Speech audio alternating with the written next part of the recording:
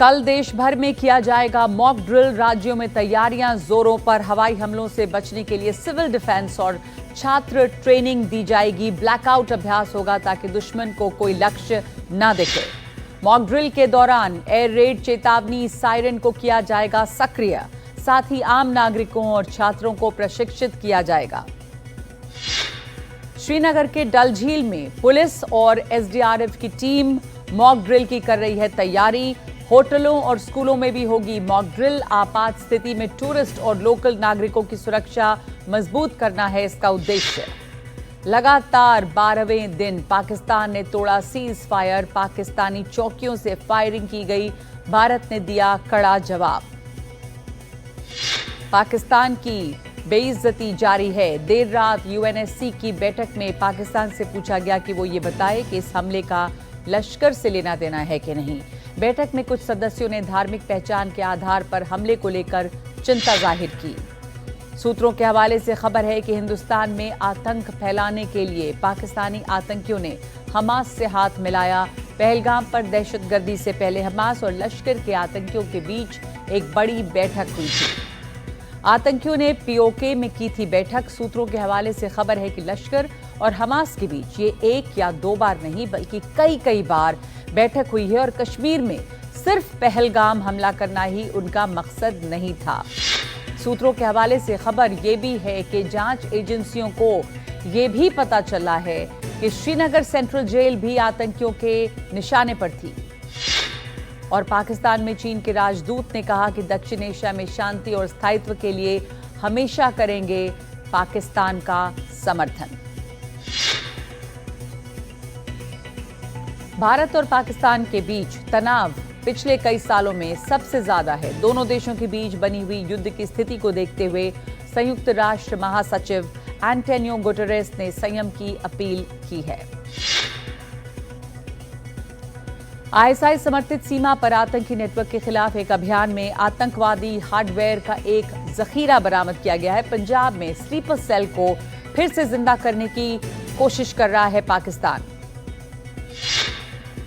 जाति जनगणना पर कांग्रेस अध्यक्ष खड़गे का पीएम मोदी को खत। कहा, प्रश्नों के लिए तेलंगाना मॉडल का इस्तेमाल हो। सभी दलों की बुलाई जाए बैठक। इतिहास में पहली बार जजों की संपत्ति और देनदारियों को किया गया सार्वजनिक। सारा ब्यौरा सुप्रीम कोर्ट की वेबसाइट पर हुआ अपलोड।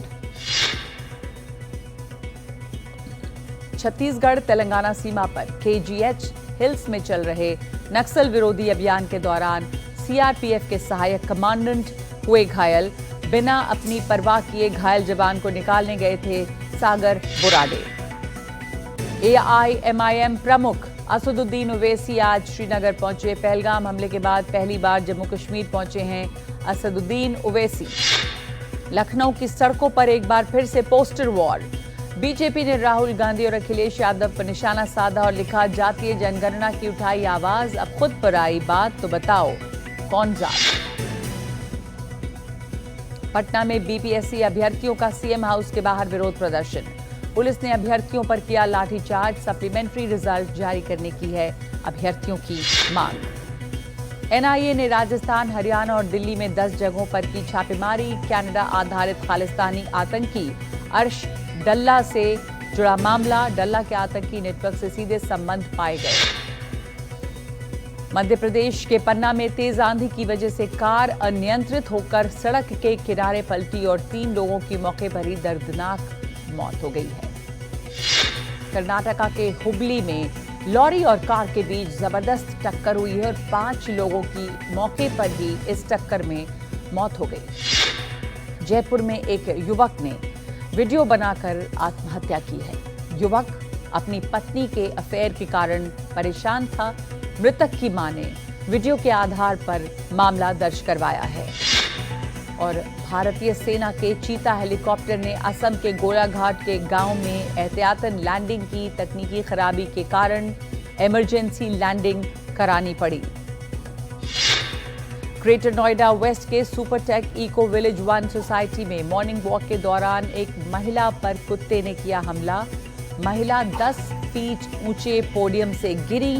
महिला की हालत गंभीर बताई जा रही है। नागपुर डीआरआई ने उज्जैन दोस्त तस्करों को किया गिरफ्तार। दोनों पर तेंदुए के खाल की तस्करी का आरोप। इनके पास से जंगली जानवर के सींग भी हुए जब्त। और सोनू निगम ने बेंगलुरु कॉन्सर्ट विवाद पर मांगी माफी। 25 अप्रैल को बेंगलुरु में एक शो के दौरान एक फैन ने उन्हें कन्नडिगा में गाना गाने को कहा तो उन्होंने उसे सबके सामने डांट लगाई थी।